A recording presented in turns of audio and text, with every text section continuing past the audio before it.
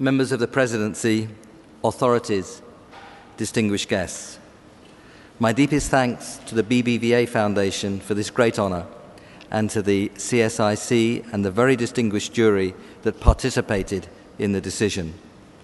I must also thank the LSE and the British, that's my institution, the London School of Economics, and the British Academy for nominating me, and my close colleagues and friends on the team of the Stern Review and at the Grantham Research Institute at the LSE.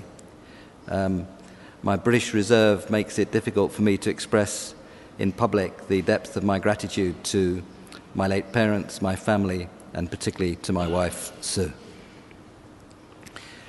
We are the first generation that can, through neglect, destroy the relationship between humans and the planet. At the same time, we must recognize and rise to the two great challenges of our century: overcoming world poverty and managing climate change. If we fail on one, we fail on the other. Failing to manage climate change will create a physical environment so hostile that hundreds of millions, probably billions, would have to move. The likely consequences are severe, prolonged, and global conflict. This would mean the halting and reversal of development.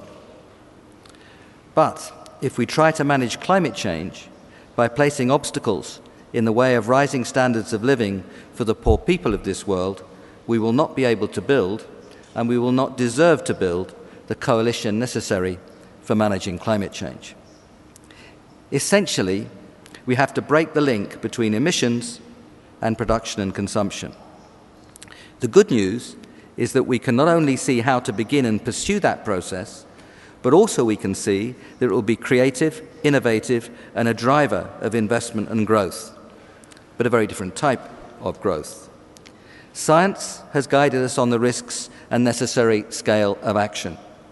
We can see technologies emerging. We understand the essence of the key economic policies.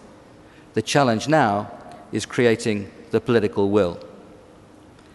The only way I understand of doing this is rational and careful argument. It certainly beats irrational argument, together with the power of the example, be it from producers, consumers, communities, or government. We must emphasize not only the immense risks from inaction, but also the great opportunities in the transition to the low-carbon economy. And that economy will be cleaner, quieter, safer, more energy secure, and more biodiverse. An attempt at business as usual is not a serious option. High carbon growth will self-destruct.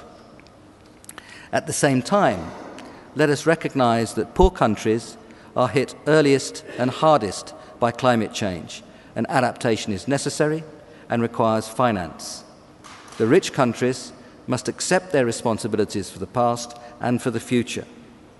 We all have so much to gain if we work together as a world and follow a very different path. We will deprive our children and grandchildren of a habitable planet if we do not.